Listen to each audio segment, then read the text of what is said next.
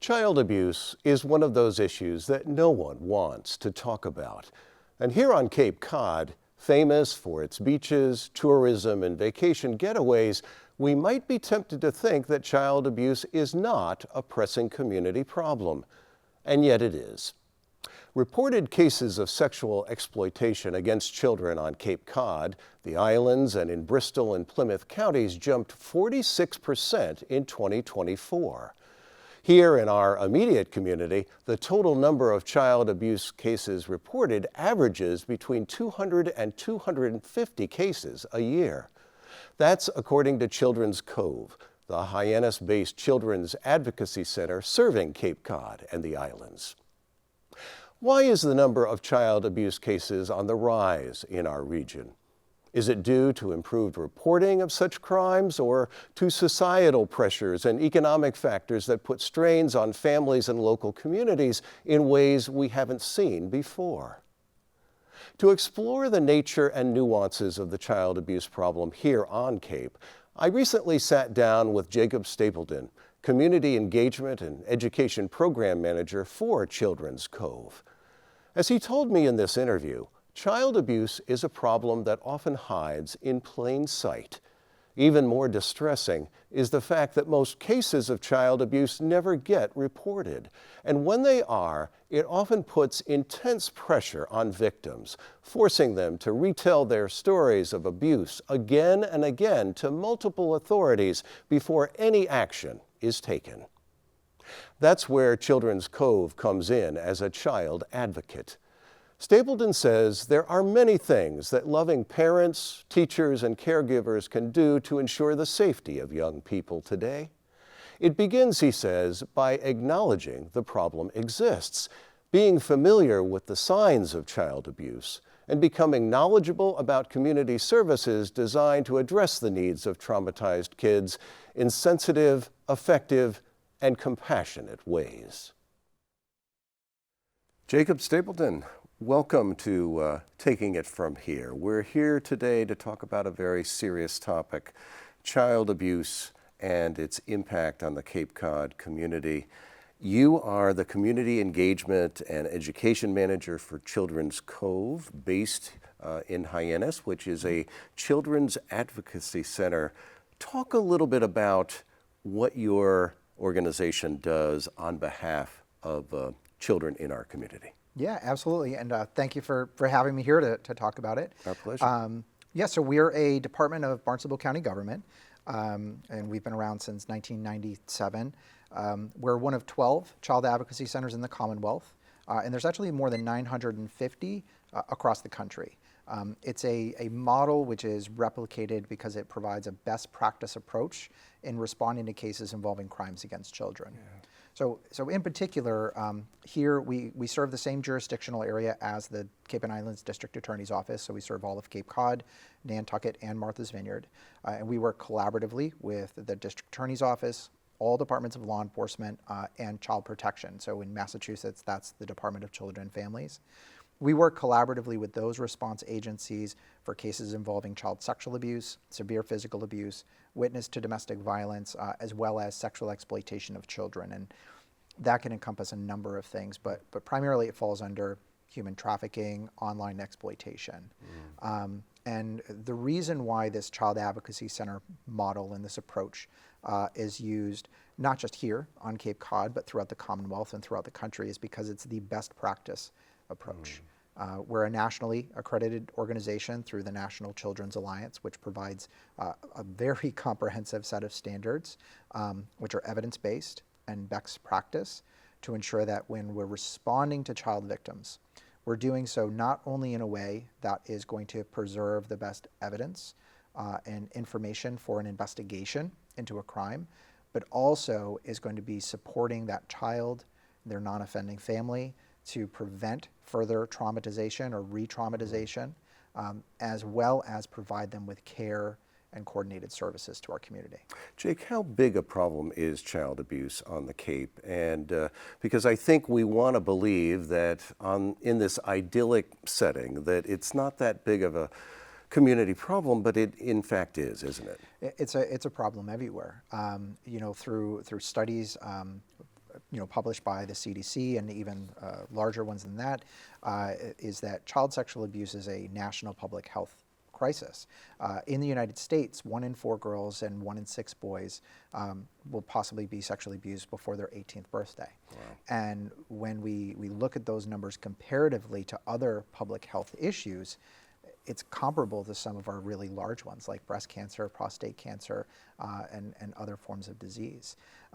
The real challenge to this is that because of the implicit stigma and the shame and the trauma, only 1 in 10 child victims will ever disclose that abuse in their lifetime. And so when we at Children's Cove, we respond to cases, between 200 250 cases a year. We know we're only seeing a very small percentage of the cases that are there. And that's only looking at child sexual abuse. When we look at all forms of abuse or neglect, that's 1 in 5 children. And so we know that there are cases that are out there that we're not seeing because of that challenge in stepping forward. You've told me that in many cases, I think 90% of child victims are abused by somebody they know. How does that happen? And who are these people in these children's lives? Yeah, it's a piece where for so many years we had the kind of messages of stranger danger, and in some ways that does apply, especially when we're talking about online facilitated crimes against children. But 90% of the time, it's somebody that child knows and trusts. If about 30 to 40% of the time, it's a immediate family member or caregiver. It's somebody who is directly in the home with them. And then the rest of the time, it's somebody who is known to them. It's a trusted adult in their lives. It's a coach, a member of their faith community, a teacher, a counselor, or extended family member, a neighbor, somebody who has the trust of that child, but also has the trust of that parent, that caregiver, that person who is the guardian of that child.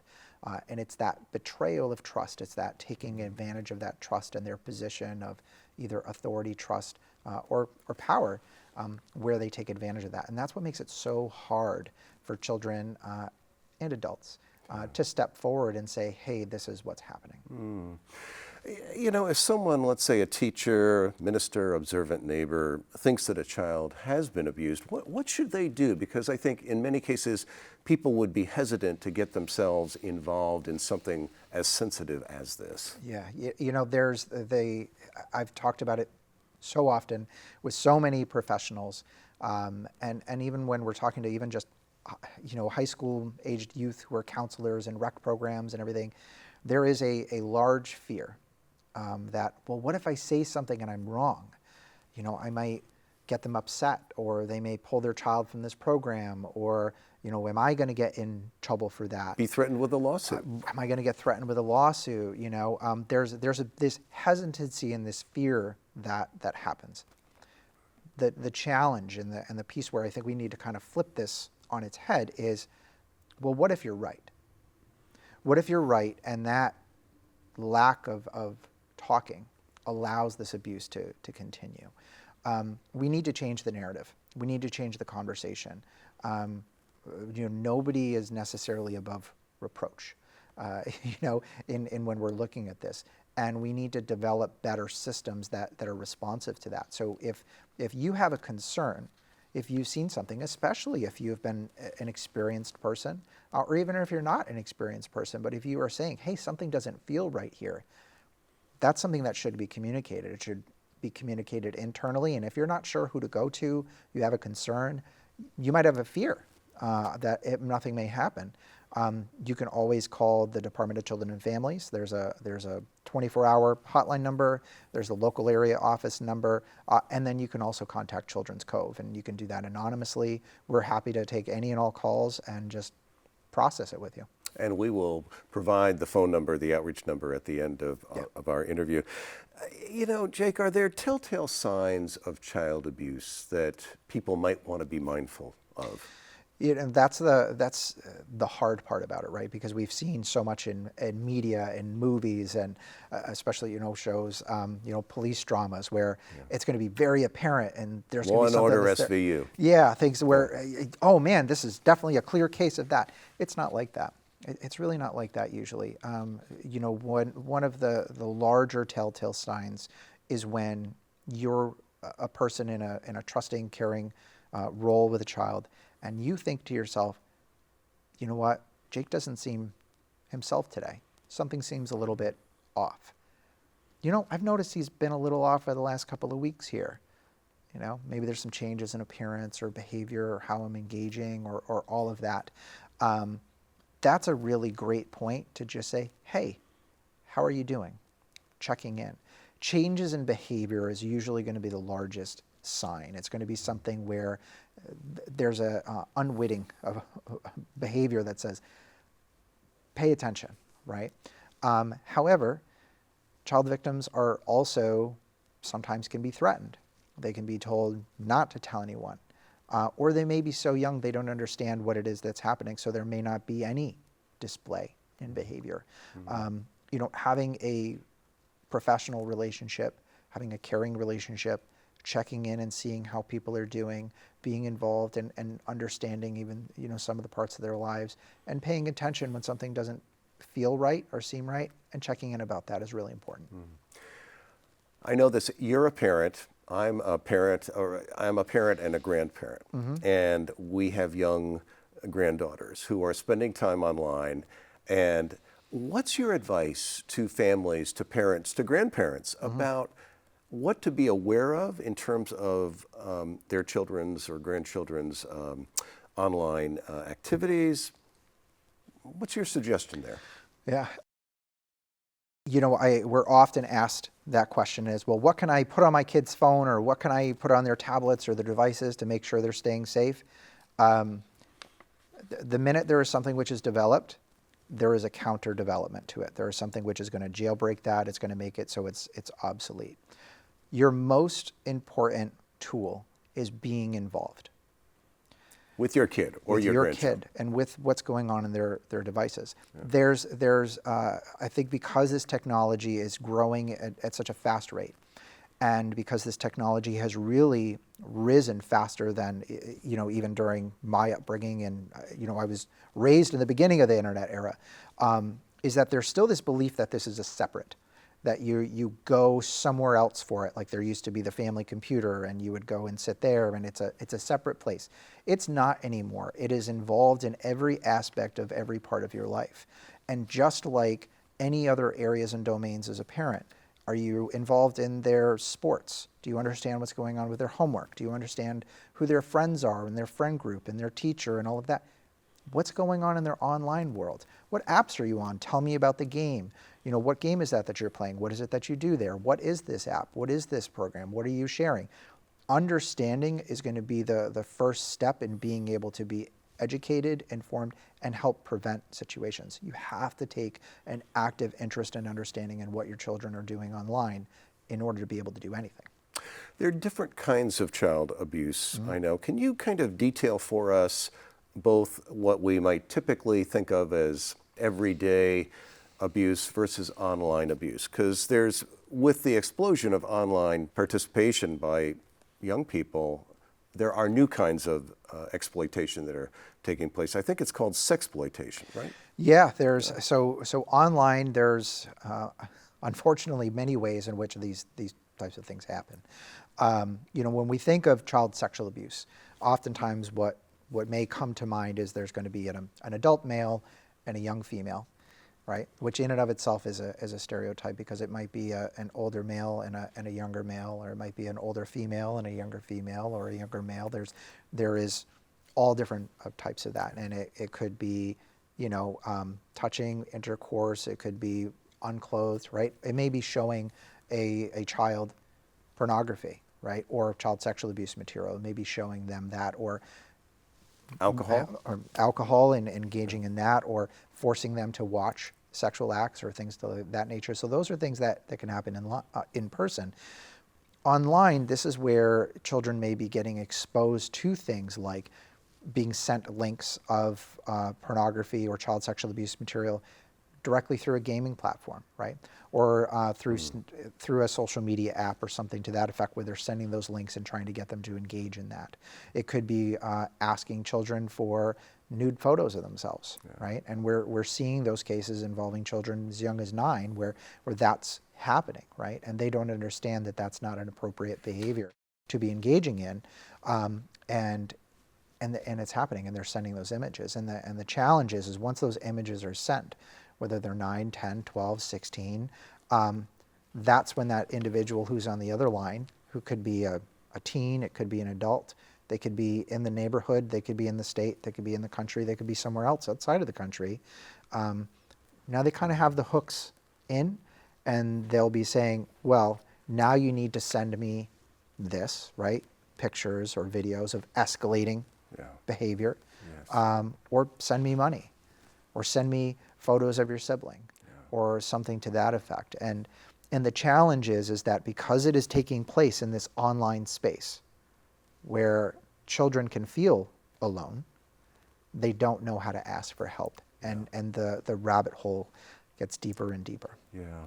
I think this issue, I know we've talked a little bit about this, that LGBTQ plus youth are in some cases disproportionately impacted and affected by being victims of child abuse. Can you talk a little bit about that, and why is that the case? Yeah, when we look at what are some of those barriers to anyone asking for help, it's most of the time it's, I don't know if I'm going to be believed. This person has a lot of power and control, and they're going to believe them over me. And when we talk about LGBTQ plus youth, there may be barriers like, I haven't told anyone that I'm gay, and they would be effectively being outed, and they're not ready for that. Maybe they don't have parents or caregivers that are accepting, or community that are accepting. Maybe the situation is also that they don't have a close, cohesive family support structure, and they don't have someone that they can go to. When we look at homeless youth in our country, 40% of homeless youth in the United States identify as LGBTQ plus, right? And so they become a much higher target for commercial sexual exploitation, because it's survival-based trafficking. They're trying to get food or a safe place to sleep or a warm place to sleep, and then that might be the price which is paid to have that. And then even within that, there's a larger social context and political context that sometimes when that information is coming out, that this person was just a victim, it becomes a larger political issue. And then instead of them wanting to contribute to that, they'll choose not to speak up. Is there an average age for a child that's abused, and are more girls or boys or trans kids affected? Yeah, I would say there's no age which you can say, oh, it impacts these kids more, or it stops at this threshold. At Children's Cove, we serve children from 0 to 17, high school age youth. We also support adults with intellectual or developmental disabilities. We most often see through reports and cases that are coming in, those 13 to 17-year-olds, both for sexual abuse cases and exploitation. However, that's because they're at that age where they're identifying, wait, this behavior is wrong. There are a lot of cases which can impact children who are younger, 4, 5, 6, and 7. They may not have the understanding or ability to make that disclosure. So, so it is probably more proportional to the 13 to 17-year-old range, but it impacts children of all ages. It's hard when we're looking at who is impacted more by this, right? Because when we look at even national figures, they fluctuate. It's pretty steadily 1 in 4 girls, 1 in 4 women as adults who will be victims of sexual assault. But with boys, it's a little harder to identify because there's a lot more stigma to disclosing. And, one of the trends that is out there is that 90% of offenders are usually men. And so because of those social stigmas, if it is a boy or a young man who maybe they identify as heterosexual, but they've been victimized by a man, there's that stigma of, well, are people going to think I'm gay? There's the shame. Are they going to think that? Are they going to blame me for it? There's the additional barriers of, well, I'm supposed to be strong. I'm supposed to be tough. I should be able to protect myself, because those are messages that are given to boys beginning very young age, right? So that's why you'll see wildly different numbers of 1 in 6 boys to 1 in 15 to 1 in 25. And it's hard to know, right? And then when you look at LGBTQ youth and trans youth, the other challenge there is the numbers of individuals. It's a smaller portion of the population, but proportionally, they face a higher risk, right? Because they're in a higher risk category. So interesting and really compelling. Can you talk a little bit about the Children's Cove approach? Just step us through how a child is served by Children's Cove. Yeah. So the process with us really starts by a report. Either the child has told a trusted adult, or they've told law enforcement, they've made a report there, or a teacher, a caregiver, somebody who works with that youth says, hey, something isn't right here, and they file what's called a 51A. That's an allegation of abuse or neglect, which is filed with the Department of Children and Families, the Child Protection Agency for Mass. When those cases go in to either law enforcement or DCF, and it fits one of those criteria that of the cases that we manage, they'll contact us. And we will start working on the logistics. We have a direct services team, so our multidisciplinary team coordinator will typically take that first call and intake. And then we're going to identify, okay, what jurisdiction is this? What town? Where do they live? Is there a safety concern right now? Are they living with the alleged perpetrator at this point in time? So we're going to look into those things first. And then the other big piece of this is this child ready, willing, and able to come in? We're a child-first organization, and that is the priority over all things, because we're most often dealing with cases that they happened a while ago, right? It's on the lower end where it's been acute in the last 3 days, the last week, the last month. Sometimes it happened 6 months ago, a year ago, right? So there may not be any immediate danger, but that individual, what if they're getting ready to take finals in their senior year? What if they're about to go on a tour for colleges? What if they are in a sports tournament right now and they're hoping to get a scholarship?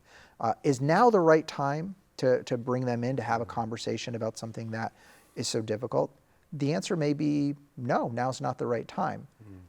But we can do that soon, right? Yes. Our need to know does not take the priority over the well-being of the child, right? If there's a safety concern, if there is one of those acute things, that might change things up a little bit. But we need to make sure that child's ready, willing, and able to come in. So we'll do the logistical work on that. We'll connect with the non-offending parent or caregiver.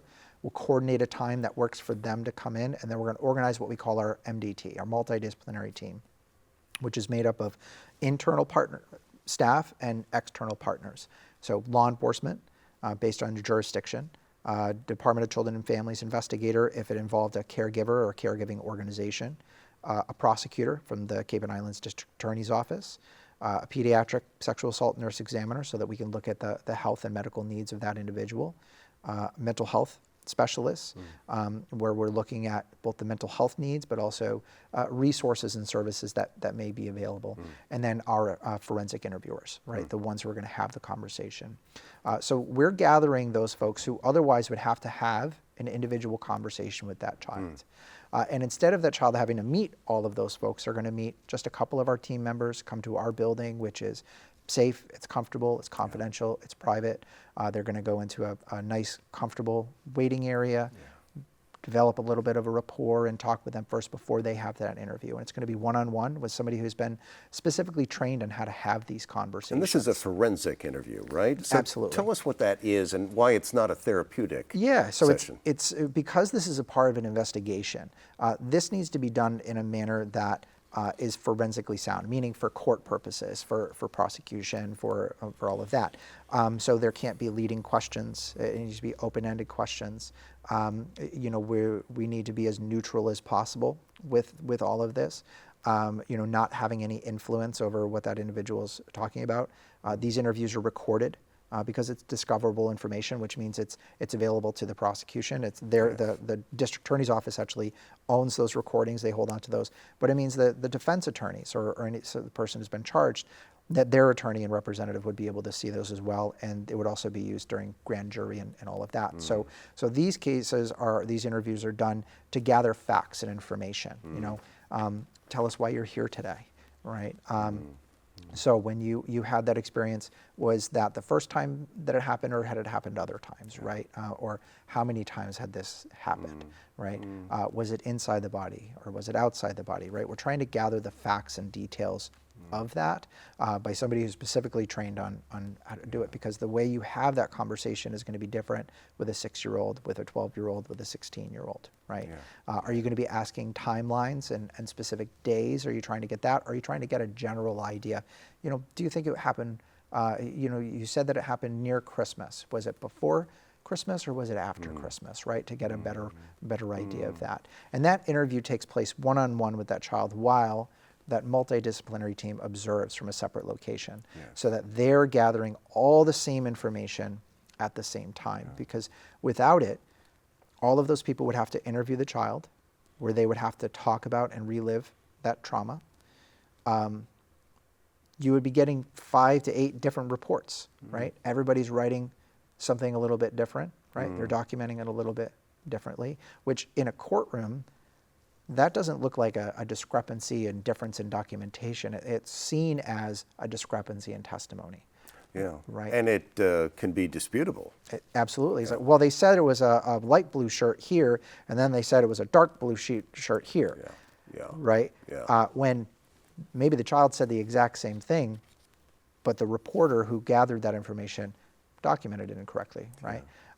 So they're going to gather everything so that we have one consistent document, one consistent interview, doing it in a best practice approach, in a safe, comfortable environment with someone who knows how to do this, who's not a cop wearing a gun on their side, right?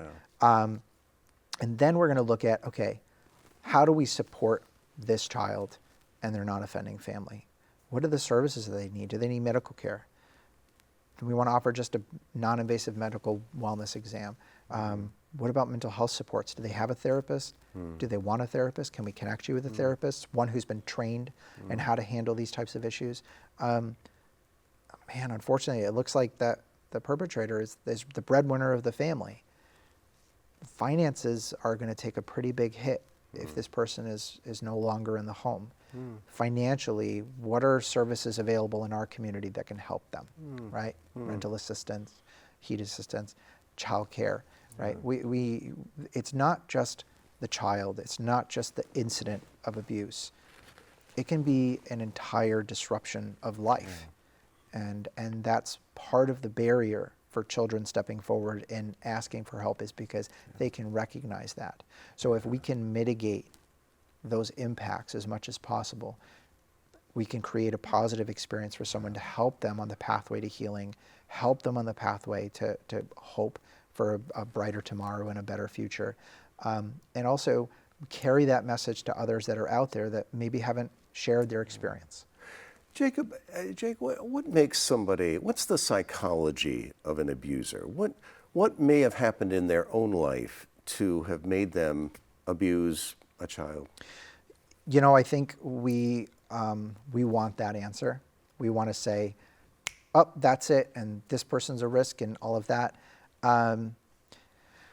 There isn't a unifying answer on that one. There's sometimes you'll hear, oh, well, this person was, they were abused as a child, and so they went on to abuse others. That's what you typically hear. You hear that, and that's not correct. It's not everyone who experiences sexual or physical abuse goes on to abuse others. Some do. Some proportion of that is. Some folks, there is generational trauma. This was what I experienced. This is what my parent experienced. This is just what we do. It's a learned behavior. It's a pattern, which until someone is able to break it, it may continue. But you see that with physical abuse and domestic violence and alcohol use as well. You see that with other harmful behaviors. It's not exclusive to sexual abuse. Sometimes folks have experienced physical violence, which makes it higher likelihood for sexual behavior. Other times it's nothing. Other times it's a predilection of that's their attraction to children. And I think it's interesting because perhaps, well, revealingly, shows like To Catch a Predator have shown us that abusers can come from any walk of life, right? Absolutely. Professional, non-professional. They can be older. They can be, I guess, mostly men. But talk a little bit about that. Yeah, I mean, when you, unfortunately, when you look at this, you want it to be that creepy guy in the van. You want it to be the dude in the trench coat and all of that. That's what you want it to be, because that's what we've been led to believe. And it's really not. Most of the time, it's the slightly older professional parent. It's somebody who this has been a part of their life, most of their life. We look at the higher profile cases, and whenever you see things that are reported in the news, it was a teacher, it was a member of a faith community, it was a coach, it was a counselor, it was a doctor, it's people who are normal people, and often people in positions of power. And if they're not in a position of power, they're in a position of authority working with children.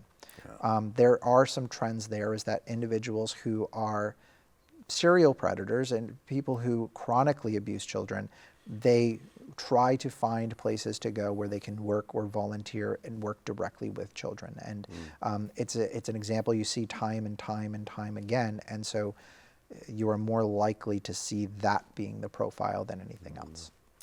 Just a couple more questions. So interesting, Jake, and such an important topic. Talk about your role as the educational person at Children's Cove. You're out and about in the community. I'm here. Yeah, you're here? Yeah. Tell us who you speak to and the services that Children's Cove makes available to schools, faith communities, and so forth. Yeah, I will talk to anyone at any time about what we do. As my role is directly related to, there's kind of a couple of buckets I'll put it in. Is one, general awareness, right, out in the community. One, that these are issues, that they impact our community. That child sexual abuse and exploitation and trafficking is here, right? We can't deny it. It's a part of every community, no matter where you're from. So we need to talk about those issues and the prevalence, but that we are here and doing something about it, and that we are here to provide these free supportive services to every member of our community to ensure that they get the care that they deserve. So providing that generally to the community. Also then working with community organizations, youth-serving organizations, faith communities. If you work with children in any way, shape, or form, I'm here to provide you with that same information, but our team is going to provide you with education on how do you recognize and respond to abuse, right? How do you recognize that something may be wrong, like we had talked about? And then how do you respond to that child if they make a disclosure? What are the words you say? Because you can be kind of scared. How do you help them report that in an effective manner so that it gets them the help that they deserve, right? We provide free consultation on how are your protocols and your procedures, your policies, reporting, what about your safety standards and prevention efforts within your organization. So we'll provide that to any youth-serving organization in our community. The other side is working with our professional partners. We make referrals to behavioral health, mental health, community services. We work directly with law enforcement, prosecution, child protection, and for them to better respond to these cases, that's our responsibility to provide them with the education and training that they need for that. So whether we're providing a training directly, making a roll call at a police department to talk about an emergency response training protocol, right, the emergency response team, or are we having an external presenter, an expert in physical abuse cases and how to identify those sentinel injuries, those things that say, hey, something is wrong here, and providing that to those non-medical professionals so that they get it. That's what we do. We want to make sure that everyone in our community has an understanding of these issues, how they can access support and help, and then provide the training to those that are responding first to children. Yeah, it's wonderful advice and counsel. My last question has to do with parents who might suspect that their child has been abused. What are your recommendations about how to observe that, how to broach it with the child, what to do and what not to do? Yeah.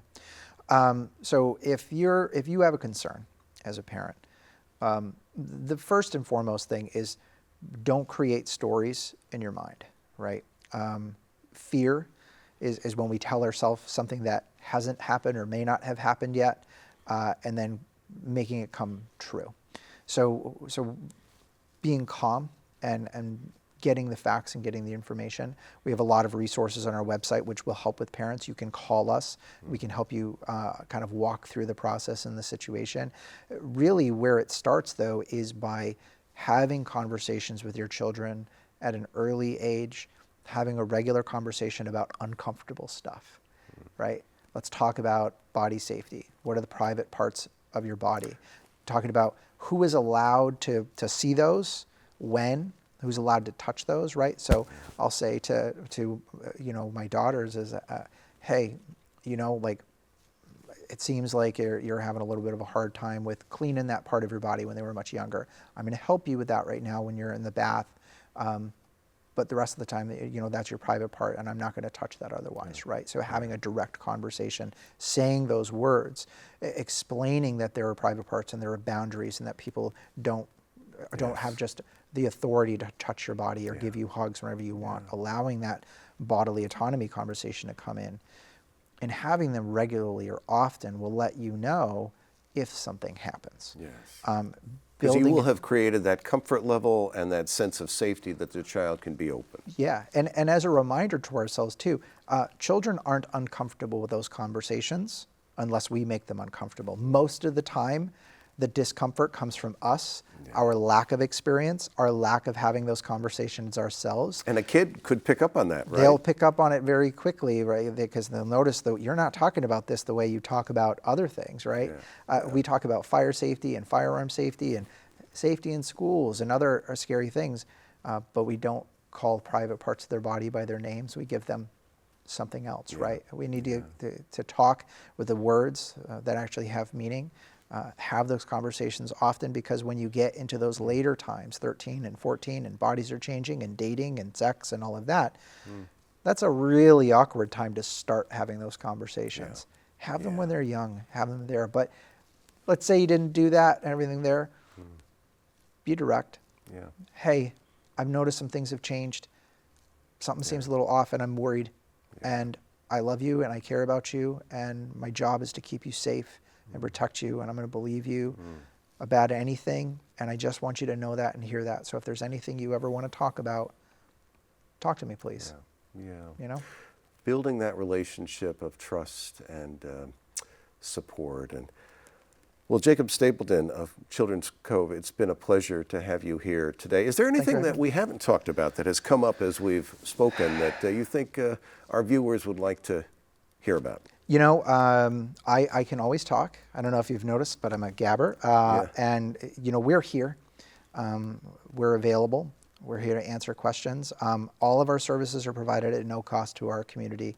If you would like a presentation to talk about our services, if you want to learn how can we better protect children in our community, online safety, in-person safety, organizational, we're happy to do that. You can reach out to me directly or reach out to us. We're happy to provide that. We'll come to you. And people should just go, if they want to find out more online, just go to www.childrenscove.org, right? Absolutely. Okay. Well, thanks again for being here today. Appreciate it.